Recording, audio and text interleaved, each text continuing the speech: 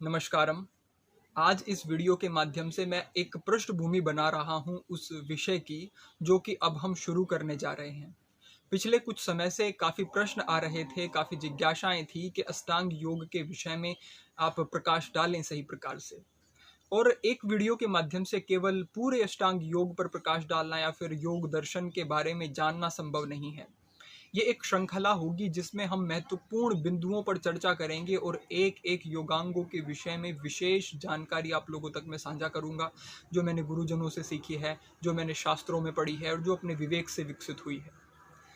इन सब विषयों पर बात करने से पूर्व एक पृष्ठभूमि बनाना और एक छोटा सा इस विषय पर प्रकाश डालना कि क्या अष्टांग योग है और अष्टांग योग का मार्ग इतना महत्वपूर्ण क्यों हो जाता है अन्य सब मार्गों से अगर हम तुलना करते हैं, तो आज की हमारी स्थिति और हमारी वैचारिक जो पृष्ठभूमि है उसके आधार पर अष्टांग योग हमारे लिए उपयुक्त है, सर्वाधिक उपयुक्त है। क्योंकि अष्टांग योग में एक सामान्य साधक जो कि जिज्ञासा रखता है योग को जानने की, योग मार्ग में आगे बढ़ने की, उसकी जिज्ञासाओं को शांत किया गया है और एक पूरा प्रारूप बताया गया है कि आप अगर निम्न स्तर पे भी अभी हैं तो यहाँ से शुरू कर सकते हैं, ऐसे शुरू कर सकते हैं।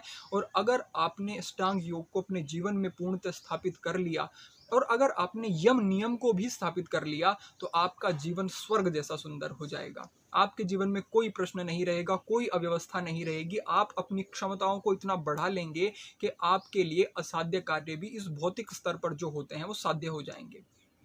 भौतिक स्तर पर इसलिए कह रहा हूं क्योंकि आध्यात्मिक प्रगति जो होती है वो आसन प्राणायाम से बाद जब प्रत्याहार धारणा ध्यान समाधि घटित होती है तो वहां से होती है। उससे पहले तो हम अपने आप को तैयार कर रहे हैं उन सब स्थितियों के लिए, अपने आप को उस योग्य बना रहे हैं कि आगे के साधनों को हम सही प्रकार से कर सकें। यम और नियम, अगर हम यम की बात करते हैं तो अहिंसा सत्य अस्तेय ब्रह्मचर्य अपरिग्रह के माध्यम से हम दूसरों के साथ अपने व्यवहार को अच्छा सुंदर बनाते हैं, हम सामाजिक स्तर पर अपने आप को पूरी तरह से उपयुक्त सटीक बना लेते हैं। और नियम के माध्यम से सोच संतोष तप स्वाध्याय और ईश्वर प्राणिधान के माध्यम से हम अपने लिए कार्य करते हैं, अपने आप को आंतरिक रूप से बदलने की कोशिश करते हैं। जो धारणा, जो संस्कार, जो स्मृति बन गई है उनको तोड़ करके अपने आप को विकसित करना चाहते हैं।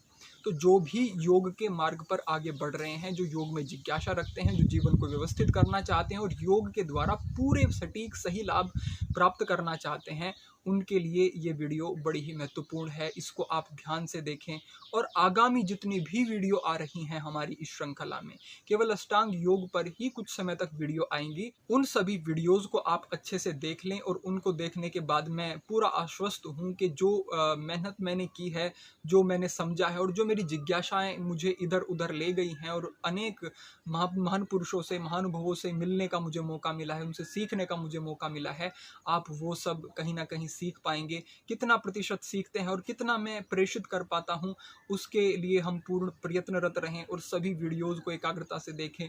जहाँ आपके प्रश्न होते हैं उन प्रश्नों को आप इंस्टाग्राम पर रखते हैं, इंस्टाग्राम के माध्यम से आप जुड़ रहे हैं, वहाँ पे भी मैं आध्यात्मिक विषयों को रखता हूँ। इंस्टाग्राम पे मैं योग या आयुर्वेद से संबंधित जो विषय हैं, जो शारीरिक योग और आयुर्वेद है, आसन इत्यादि, उनको कम साझा करता हूँ। केवल जो आध्यात्म में रुचि रखते हैं और जो योग की फिलोसफी को जानना चाहते हैं, वो सारी चीज़ें अगर आप प्राप्त करना चाहते हैं और सीधा बात करना चाहते हैं मेरे साथ, तो आप इंस्टाग्राम पर भी जुड़ सकते हैं। तो पतंजलि ने योग में क्या बताया? दरअसल पतंजलि ने एक अनुशासन बनाया है। इसे ऐसे समझें कि योग का जो ज्ञान है वो वेदों से लेकर के सांख्य तक और मीमांसाओं तक, उपनिषद तक यत्र तत्र बिखरा हुआ था। पतंजलि ने देखा कि एक सामान्य व्यक्ति इतने सब शास्त्रों को अपने अल्प जीवन काल में नहीं पढ़ सकता है, क्योंकि योग्यता भी व्यक्ति की घटती जा रही है।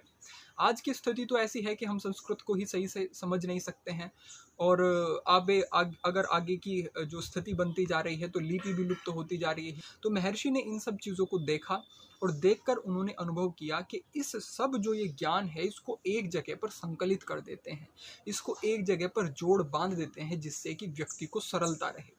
फिर उन्होंने पूर्ण वैज्ञानिक रूप से व्यक्ति के मनोभाव को समझने की कोशिश की। वो एक मनोवैज्ञानिक थे, उसने मन को देखा समझा, मन कैसे कार्य करता है, कैसे विचार आते हैं, क्यों विचार आते हैं, किस किस स्तर के व्यक्ति होते हैं समाज में और किस स्तर के व्यक्ति को कैसी समझ विकसित करनी है, जिससे कि वो आध्यात्म में आगे बढ़ सके। उसी आधार पर उन्होंने ईश्वर प्राणिधान को बताया, चित्त प्रसादन के जो उपाय हैं उन्हें बताया, अष्टांग योग बताया, क्रिया योग बताया, ऐसे बहुत सारी चीज़ें उन्होंने बताई। तो उन सब चीज़ों को अपनाना, धारण करना, वही एक योग का एक उद्देश्य है। और इसी को जान के हम योग को ठीक प्रकार से समझ पाएंगे। अन्यथा बहुत ज़्यादा भटकाव हो जाएगा। हम केवल शारीरिक स्तर पे ही योग को समझते रहेंगे और जीवन भर अभ्यास करते रहेंगे। लेकिन अगर हमने शरीर को अपने स्वस्थ बना भी लिया, सुंदर बना भी लिया, और मन से हम शांत नहीं हैं, तो क्या अर्थ है ऐसे जीवन का जहाँ पर इतनी अशांति हो और जहाँ पर जीवन ही भार स्वरूप लगने लगे। तो मेरा जो प्रयास रहता है वो सदा यही है कि आपका जीवन सुखद हो जाए। आपके जो आपको मार्ग अगर कभी नहीं दिखे तो आप अपने अंतःकरण में झांकें और आपको वहाँ इतना ज्ञान मिल जाए कि आपको स्वयं सही और गलत का सही बोध हो जाए। जब मैं देखता हूँ अनेक व्यक्तियों को जो कि गलत संप्रेषण करते हुए मुझे दिखाई देते हैं, योग का, योग की जो गरिमा है उसको खंडित करते दिखाई देते हैं, तो मुझे हृदय से आप समझे कि बड़ा कष्ट होता है। और यही एक कारण है कि मैं अपने एक व्यस्त जीवन में से कुछ समय निकालता हूँ और कोशिश करता हूँ कि आप लोगों तक सही जानकारी पहुँच सके। आप सब लोग इन सब वीडियोज़ के माध्यम से लाभ उठाते हैं, समझते हैं, इसके लिए आप लोगों को साधुवाद। आप इन सब वीडियोज़ को शेयर भी करते हैं, साझा करते हैं, जिससे कि अन्य व्यक्ति भी लाभ उठा सकते हैं। इसके लिए भी आपका हृदय से आभार। और आज इस विषय पर ही हम थोड़ी सूक्ष्म चर्चा कर रहे थे। बस ये समझें कि महर्षि ने एक वैज्ञानिक रूप से पतंजल योग सूत्र में बड़े सुंदर व्यवस्थित तरीके से सब ज्ञान को रखा है। पतंजलि एक पदवी आप कह सकते हैं रही है, जो कि जिन्होंने शास्त्रों में, जिन्होंने व्याकरण में और जिन्होंने इस आध्यात्म को समझने में अपना जीवन लगाया है, उन्हें पतंजलि कहा गया है, पदवी है। और पतंजलि एक नाम है, वो एक अलग विषय है, लेकिन ये पदवी भी रही है।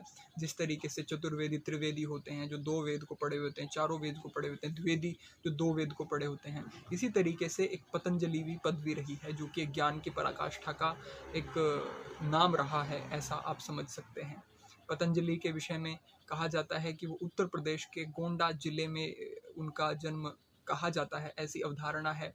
बाकी पतंजलि एक महान व्यक्तित्व और एक मार्गदर्शक रहे, और जिनके कारण ही हम योग को आज समझ पा रहे हैं। अगर पतंजलि ना होते तो शायद इतना व्यवस्थित और सरल ज्ञान हमें ना मिल पाता। इसी ज्ञान को मैं आप लोगों तक संप्रेषण करने की और इसके भाव जो व्यास भाष्य में महर्षि व्यास ने बताए और अन्य विद्वानों ने संप्रेषित किए, उन सब चीज़ों को आपके साथ साझा करूँगा। आप जुड़े रहें और इन सब वीडियो से लाभान्वित होते रहें। आज के लिए यही आग्रह और यही प्रेरणा। आप सभी के मंगल की कामना करता हूँ। ओम नमः।